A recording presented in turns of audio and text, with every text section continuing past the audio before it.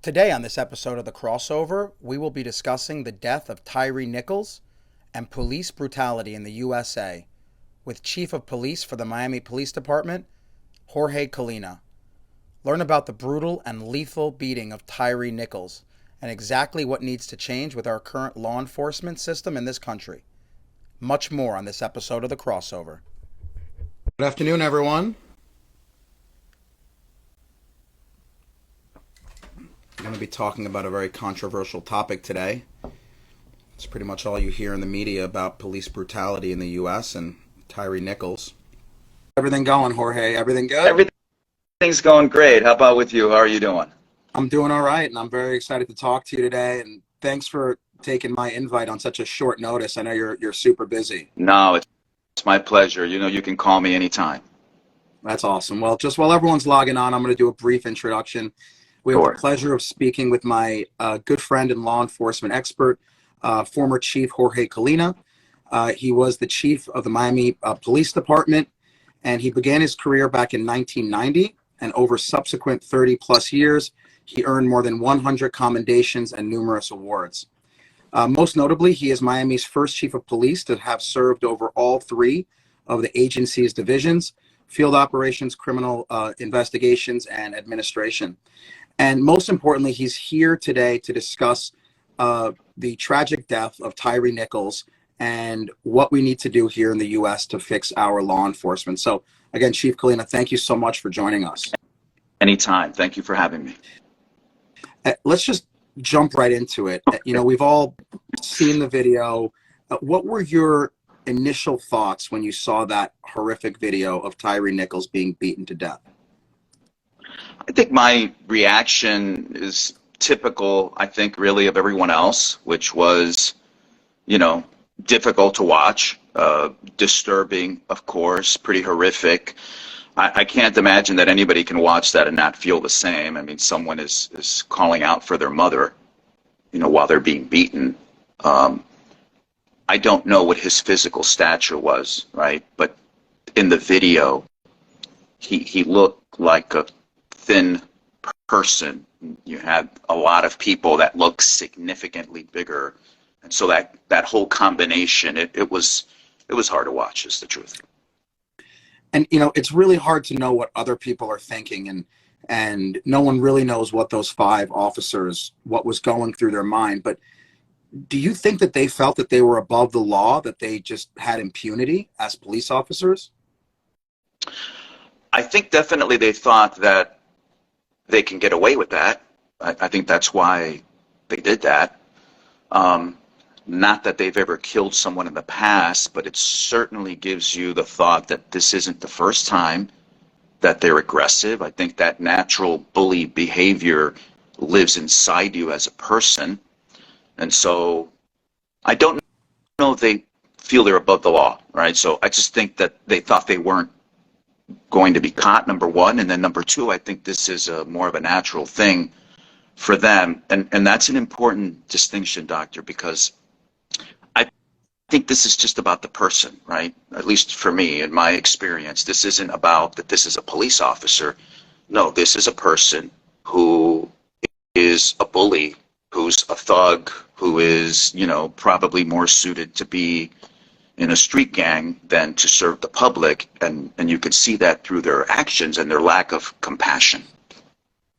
I mean, I think we've all seen videos where someone kind of, resists arrest, or they are dealing drugs, or they're doing a violent crime. I guess what was so shocking, at least to me, and I think many people, was how does a simple traffic violation escalate within 10 seconds to a brutal beating? What was so shocking to me to watch. Was that? It is difficult to understand how that evolves so quickly, right? So I'm going to make the assumption, and it's an assumption obviously, that something happened prior. So let's just say, without any evidence whatsoever, that he fled.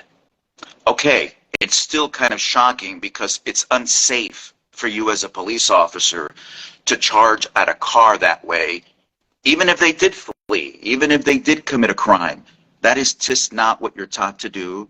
And quite frankly, it's not safe. Think about it. If he wanted to harm those officers and is armed, and they're running up to the car that way, could have easily shot and killed some of them in a different scenario. So it's just not wise to do that.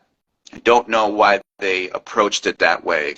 I guess we'll really never know unless there's other videos that show something, and I think we would have heard about them already if they existed. In your experience, in your vast experience, is that amount of violence ever warranted as a police officer, especially when the suspect is cuffed and really can't defend themselves and they're harmless at that point? Never. There's never a scenario where that's okay. There's never a scenario where two people are holding each side of you and someone else is kicking you. If you have the ability to hold someone that way and control them, then that means that you have the ability to put their hands behind their back. So even when they're actively resisting you, the idea here is that you're only using force to control that person and cuff them so they're no longer a threat to you, to themselves, to anyone else. And a lot of times, it's mainly to themselves, right? Because if you're trying to arrest someone that is high on narcotics, for example, they themselves may not realize what they're doing. And they themselves may harm themselves by trying to strike you, hit the floor, bang their head, whatever the case may be. You need to handcuff that person, control them, and put them in the back of a police car to minimize threat even to themselves. That is never appropriate. There is no one that's taught to do that as far as I know, and it is illegal. You're only allowed to use as much force as necessary to control the person.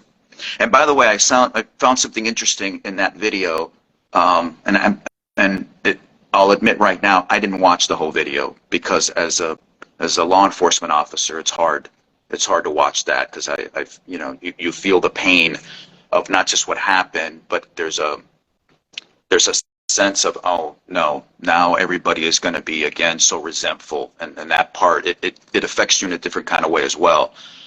But in law enforcement, doctor, this idea of what the training should be and how to properly control this person, I don't know what possibly could have been going through their minds. In the video, he's saying that the officers, maybe several of them, are yelling, "Give me your hands, give me your hands," right? So for the person who isn't in law enforcement, all that means is, surrender yourself. That's what that means. Put your hands behind your back. That's what "give me your hands" means. What's fascinating is that they're giving this command while they're striking him and while they're grabbing him and while they're pulling him in different directions. I don't know if that's for the benefit of the body-worn camera of, hey, I'm giving commands and he's not complying, or what that was about. But I did find it interesting that they're saying, "Give me your hands," but they're not actively trying to put his hands behind his back. That was interesting to see that. I mean, you told me that I could ask you anything, and I'm going to ask you super hard questions. And, based off the limited information that you have, do you feel like these 5 officers deserve to be convicted of murder? Yes. Yes, I do. I think that you can't be, forget in law enforcement, anyone who's an adult has to understand when you're striking someone this way, that it is likely that they're going to suffer severe injuries, and if they're not treated promptly, can die. I don't think that you can claim that you would have not known. So in law enforcement, everything is based on reasonableness. Okay, is it reasonable to believe that this person was going to be severely injured? Well, yes, of course. You're kicking him in the head. What do you think happens when you kick someone repeatedly in the head or you strike them with a baton? Especially when you consider the size difference, right? Some of these guys, at least to me in the video, I don't know, they look big. These are big, strong people. Understanding that, I don't know how you're going to be able to explain what was happening there, because there's nothing in training. Common sense dictates that was unnecessary, and they're going to have a hard time overcoming what a reasonable person would consider is appropriate force under those circumstances. Now, take us through, just because you used the word reasonable, acceptable force. What are the rules of engagement in police academy? So typically, you are allowed to essentially have one layer of force above the person that you are confronting. And so what that means is if you are passively resisting, which means you're just sitting there and not complying with my verbal orders, I am allowed to put my hands on you, grab you, try to bend your arm behind your back. I'm allowed to elevate that essentially one notch. And again, the purpose of this is to be able to protect yourself as a law enforcement officer, and then to be able to complete your task, which is to take this person into custody. If you swing at me or try to strike me, I am allowed to use a secondary weapon, right? Whether it's a baton, extend the baton, tell you that I'm going to strike you if you don't comply. I'm allowed to use a taser because now you are actively resisting me through violence. A lot of people will not understand this concept, and the idea here is, Doctor, is that if you're trying to strike me and you're able to strike me, that doesn't mean that that ends there. See, we don't know how it's going to finish. We don't know that then you're going to disarm me and shoot and kill me, right? And so because we don't know that, we don't know what you're going to do and how far you're going to take this, I am allowed, obviously, to be able to protect myself. And so if you swing at me, I am allowed. You are now showing me you're capable of violence against me. I am allowed to grab a taser. I can't grab my gun and shoot you because that would be an excessive amount of force. You so far have not shown me that you're a threat to my life or the life of others, which is the standard when you're going to use deadly force. And that's an interesting way to kind of always one layer above. Clearly here, they took it to the max without him showing any resistance. And I think that's what's most mind-boggling. Another thing that people have brought up is that even though all 5 cops were black, this event could still have been racially motivated. Do you believe that's true? It's difficult to say because you don't know what's in someone's mind, right? I mean, I've spoken to people and I'm amazed at some of the things that they think, and they're typically based on your own experiences. Now, speaking in general terms, I don't think that this is remotely racially motivated. I think these are bad people that became police officers and are thugs. I don't think it would have mattered what he looked like, whether he was white, black, male, or female. I think that these officers are out of control thugs, and they behaved in a way that is natural to them. That is what they did. Yeah. And the failure here was even hiring them. Sometimes it's hard to know how someone is going to behave in a profession, right? That's very difficult to predict. But there are ways to mitigate risk. And I'd be curious to see what standards were used when these particular officers were hired. I mean, let's go over the numbers, right? Blacks are 4 times as likely as whites to be killed by cops. Do you believe that law enforcement suffers from systemic racism? And if so, how do we correct that? So I can only speak to, and I'm always careful with this question because I don't want to be unfair to someone who grew up somewhere else, right? I can only speak to South Florida. We are very diverse here. There isn't any one place you can't go here where you're not going to see 10 different kinds of people. And I think obviously that's a very good thing. So I can't speak to what happens in Middle America. Maybe there that does happen. I don't know. Here, my experience is what I have seen. That is not the case. You're dispatched to a call and it does not go through your mind, who needs the police? Who's the good guy? Who's the bad guy? Car zips by you and it gets your attention and you get behind it to stop it. You don't even know who's driving that car when you decided to engage that vehicle. So I've certainly never observed anything that would tell me that there's this systemic racism, that there's a wink wink, that in the academy you're saying, hey, we're going to teach you this, but the reality is we want you to behave this way. I've never seen that. Even in my early years, I didn't see that. It doesn't mean that there aren't bigots, because we know that they exist everywhere. And we know that everyone is biased and it's pervasive. And you have to do your job to control those biases. You have to kind of check yourself and make sure that you're not behaving in a way that is going to be overtly biased, even if you have a feeling inside, right? Somebody walks in, they look a certain way. You should say, hey, I'm going to treat this person like anybody else and not let whatever bias overtake the way that I behave. So the stat that you mentioned, though, that is an interesting statistic, and I think it's something that needs to be really examined. I always worry when someone looks at a statistic like that and they kind of take it on face value. These are things that you have to be very granular. Like, I'd like to know, what was the sample size? Are engagements, interactions measured, right? So how many people did the police engage in? If there was 10 white people that you engaged, interacted with, you shot and killed one of them, that's 10%. If it was 100 black people, you shot and killed 2 of them, that's 2%. But if you just look at the raw numbers, it was twice as many blacks. In Miami, if last year 4 people were shot and killed by police and they all happened to be black, but the circumstances were they robbed someone, the police arrived, they shot at the police shot back and killed them, no one would bat an eye at that, and they would think that was a very reasonable response, right? Someone shot at them, they defended themselves as they should have. Well, last year, then, it would have been 4 black people, no white people. What does it mean? Well, I don't know what it means. I think you got to look at every case individually. I know, doctor, we know, it's not a secret that there are people in policing that should not be there. I mean, that's the truth, right? And what's unfortunate is, in other professions, if someone isn't a good teacher, well, the next year rolls around, or the next semester you have someone else, and that's okay. You kind of lost some time. But you still grow and you learn. In law enforcement, you're a bad officer, something like this happens, right? So it's really, really important to get the right people in policing. Fortunately, the vast majority of cops are good people that want to do right. But unfortunately, it's undeniable that if you don't hire the right person, the result can be catastrophic and someone can be murdered, like we just saw in Memphis.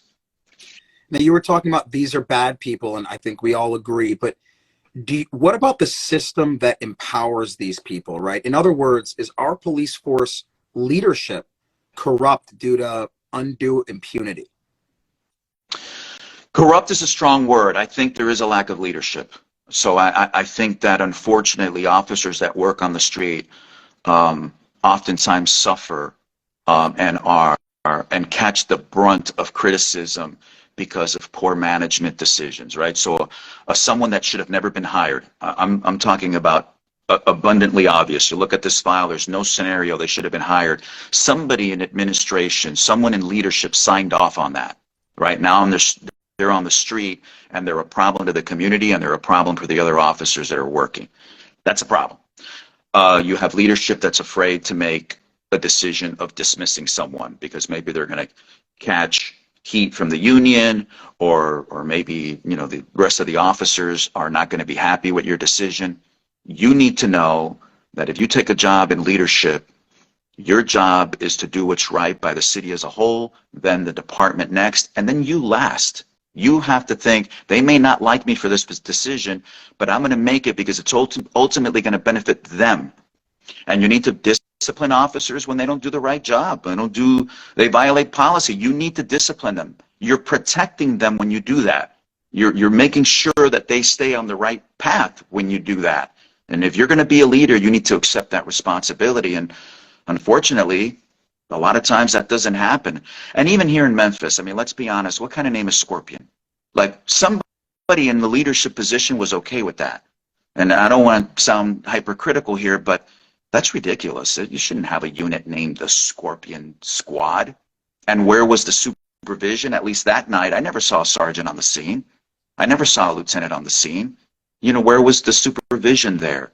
Did anybody ever review body cam before this incident happened?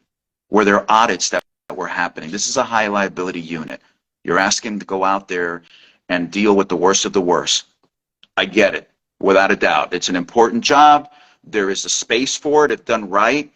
But somebody has to make sure that you're not putting someone in there, or several people, that are corrupted and are going to corrupt the others. You have to do your job if you're going to accept a leadership position.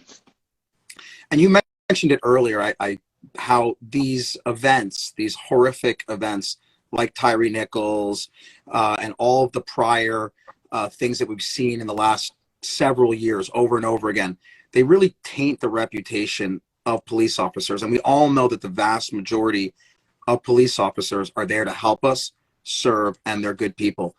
How do you overcome this damage to your reputation when these events continue to occur over and over again? I don't know. It's a great question. I wish I had the answer to that because I go around telling everybody how to do it.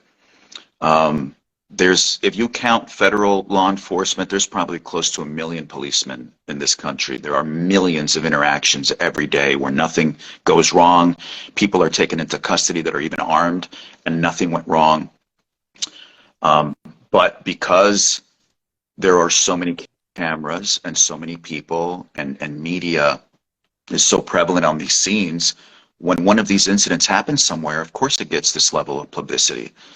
And it's hard to overcome that because people don't want to hear. And I understand. People don't want to hear, well, but hold on a minute. Look at all these good deeds, right? Unfortunately, our society doesn't function that way. You can go to a gala tomorrow, doctor, and 10 people can say that you look great. And some one person will say your tie looks funny. And you're going to go to the bathroom and check. You're going to forget that all the other people said you look good. You're in the bathroom thinking, well, what's wrong? And so I don't know how we overcome it. I'm concerned because when these things happen and there's this natural response to law enforcement, this resentment, people will look at you even though you're not in Memphis and they look at you a certain way with even sometimes with disgust. You know, we lose officers that are good cops from the profession who are sacrificing and risk their lives every day. And they think, well, wait a minute, I'm sacrificing. I miss birthdays and Christmas. I risk my life. And then you're looking at me, I'm going to go find something else to do. And we lose these people. Now you're not properly staffed or someone wants to defund you and you're not getting the equipment you need and the training you need and the tools to help you do a better job. You leave. Okay, so now what? Now you're hiring people you shouldn't hire and this kind of perpetuates itself. I'm concerned. I hope that we have strong leadership across this country that helps us overcome this.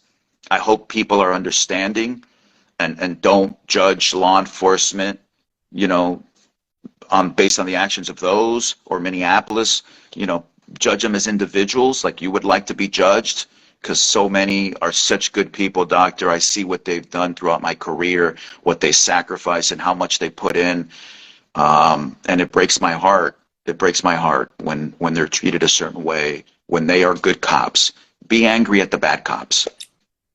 Yeah, I mean, I'm glad you said that. I think people, very quickly form judgments, especially when you see videos like that, and nothing, of course, ever justifies what occurred to George Floyd or Tyre Nichols. Those are horrific events. But just like you said, millions of police officers put their lives at stake every day to serve us. And 99.9% are good people, and people should not lose sight of that. And I'm really glad that you brought that up. But you did bring up defunding the police, and that's a very controversial topic as well, and I wanted to get into that. So people use that term, but they don't really know what it means. Take us through, what does it mean to defund the police, and do you think it should be done, and what are the ramifications of that? That should not be done. And I understand, by the way, I really do, when someone who doesn't have a broad understanding of what that means thinks, yes, let's do that, because it's punitive, right? You're thinking, this is outrageous. I'm not happy that this occurred, and there should be some collective punitive action against an agency, law enforcement in general. And so how do you do that? You defund, right? You take funding away from the police department.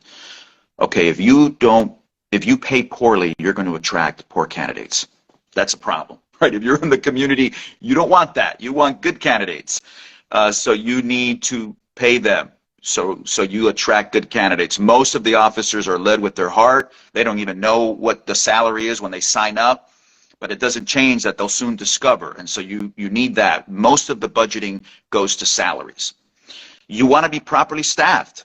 Why? You don't want to draft officers to work additional hours. What happens when you're exhausted and you work a lot of hours?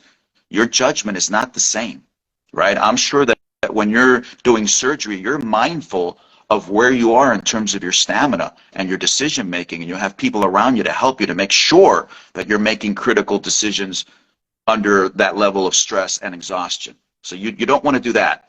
You don't want to miss out on training. Training costs money.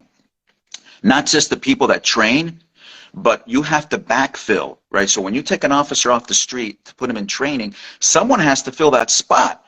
That takes money as well. Not to mention body-worn cameras. That costs money. Having people monitor and audit video before a bad incident occurs, that costs money. Technology to keep people safe, right? Cameras, shot spotter, all those things that are tools that are used to keep people safe, they cost money. And I think that if we defund, we're going to get bad candidates. There'll be worse policing, worse decision making, lack of effective policing. Right? You want a police to legitimately keep you safe, you got to equip them with the tools. Right? If you're going to expect a lot, you got to at least give them the tools. Which makes total sense. And you brought up about recruitment, and I want to also get into that because it's clearly, you know, garbage in, garbage out. If you're bringing in bad candidates, you're going to have bad police officers. If you bring in great candidates, you're going to have great police officers. Does the recruitment criteria need to change? Do they need to have psychological testing to identify implicit biases or racism or aggression that is out of hand that we saw in that video? I think so. I think there needs to be more. So typically you take a psych exam. I think that needs to go even further. And when that process is happening, I think that you need to be really explicit in what your expectation is. I think that you should literally show a video of something like that happening and saying, do you see yourself ever doing something like this? Can you imagine you behaving this way? What are your thoughts on this that you're seeing right now? I mean, I think that should happen. I think you should start preparing that person mentally and examining and understanding their reaction to some of these things before you even hire them, because those bad cops harm all the vast majority of the good cops. In terms of recruitment, yeah, I think we need to be at the colleges. I think we need to be diverse in how we hire. I think that we need to hire more women. We need to go out and make sure that we have more women in law enforcement. This may disturb some people, but my personal thoughts are that women seem to have the ability to communicate better. They seem to have the ability to understand the totality of what's going on. And of course, I'm speaking in general terms, but I think we need to have more of that. When people want to be diverse in their police department, I don't think it's enough to say, hey, I want 2 of this and 3 of that, because as you can see, those officers in Memphis were black and they were bad people. I think the first thing is you need to hire good people. Now, do you want to look like the community you serve? Of course you do. I think that can only benefit you, but not at the expense of hiring someone who has no business wearing a badge. That's so well said. And I think you put it best that, you know, I always say if someone sees that video of Tyree Nichols getting beaten to death and they don't feel utter disgust, then they're a psychopath. Right. You should have no other reaction to that video than utter disgust. And if it's anything other than that, then you belong someplace else. So that's well said. And I also, to your point, I think women not only make better police officers, but they also make better doctors. So I'm all in line of that. I think we need more women in that leadership role. I think that would only help matters. I'm going to ask you another tough question, but the U.S. has 5% of the world's population, but 20% of the incarcerated people. How do you explain that discrepancy? Man, it's a great question, and it's a difficult one, and I don't know, but I'll take a stab. I think what's happened in the past especially is that you equate arrest with a crime rate, right? So if crime is happening here, go out and arrest somebody. I think that's the way it's been tackled in the past. Well, that's not always the way that you solve the problem, right? So, and a lot of this goes to the leadership as well, right? So unfortunately, the officers are the ones that are under pressure to go out and produce. Okay, well, what does that mean? Produce, what does that mean? Writing tickets, making arrests. What is ultimately your goal? Because if the goal is the absence of crime, which it should be, then maybe the answer is what we need here is more lighting For example, what we need here is a better diversion program. This is a person who is addicted to opioids that unless you find another way of dealing with them, you're going to be arresting this person over and over. Maybe there is a diversion program where this person is able to get clean and now they're no longer a problem. So I'm not saying that there isn't people that are going to have to be arrested. There's a serial burglar. You want to catch that guy. But just to think, hey, we have crime here, let's go arrest people. Well, but hold on, that's really not a plan. What is happening? Why is it happening? Is there anything else that we can do that's going to help mitigate what's going on? And oftentimes the response is, whether it's a community program, whether it's an after-school program, whether it's better lighting somewhere because it's dark, whether buildings need to be painted, or knocked down, because they're an eyesore. All of those things are factors. I don't think you can just go and think, okay, let's go write some tickets and arrest somebody, and that's going to take care of our crime problem. So a lot of spotlight on law enforcement now, as it should be. Give us your crystal ball view, changes that you see happening with law enforcement here in the U.S. in the next 5, 10, 20 years. Major kind of milestones. Wow. So like I said before, I'm going to be honest, and I am typically an optimist.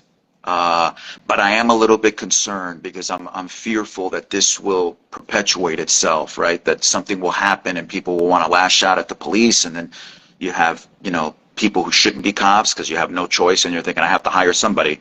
I got 100 openings, 22 people applied. What do I do, right? You're going to have the courage to hopefully not hire the ones that should not be hired. So I'm a little worried, but I do know, though, that there are people that are pretty extraordinary in this profession that hopefully will take this and not be afraid to make the right decisions and to say, follow me. Together, we're going to be able to figure this out and do better. I think the use of technology needs to continue to grow. Some people are afraid of technology in law enforcement because they think it's intrusive. I think everything depends on how you utilize it, what protocols you have in place, and your level of transparency. If you're going to use some kind of technology, you should be okay with saying, come on in and take a look whenever you want on how we're doing this and why. And my hope is that we have good leadership going forward. It's going to make a big difference, not people that become take a position because it pays more, or because they were friends with an elected, or they're buddies with the union. No, you need to get people that are not afraid to make difficult decisions, that are going to lead, that are going to defend the officers when they should be defended, and that are going to call them out when they need to be called out. I know I notice a lot of people are quick to jump on the bandwagon and pound the officers that are on the street. Man, I want to hear some leaders come out and say what needs to be said as well, which is, hey, these are good people. It is unfair that you're casting this across all of them. It's not right. Please support them, pick them up, lift them up, lend a hand. It's powerful when you do that and you help people, and hopefully what happens is they help you. We just start seeing each other as all the same part of the solution. We're going to have a better chance of coming out of this. I mean, just a fascinating interview. Thank you so much, Chief Colina. I think you said it best when it starts at the top, right? You can change the cops working on the street, but at the end of the day, it's a leadership issue, and it starts from the top down. And I think we saw that back when you were chief here in Miami, which had one of the best police departments in the country under your leadership. And I can only hope that people like yourself lead law enforcement throughout the country so that we can improve it at a high level. This is not something that you remove 1 or 2 cops. It's really got to start with recruitment, training, ethics, all the above. And so I think you gave us some great stuff to think about on this interview, and I really appreciate your time. And again, people need to realize that cops put their lives on the line every single day to serve us, and 99.9% of them are good people. And so hopefully what happened doesn't taint reputation for the good cops, as you said. Thank you, Doctor, and I hope you continue doing the good work that you're doing. It's such important, and so many sick people that you guys help there. And you all are such an incredible team of doctors that you have and that you lead. And so I hope you keep doing your job and doing it well. And I'm grateful to you, and I appreciate your friendship. Absolutely, Chief. Talk to you soon. Thanks again. Thank you. Take care.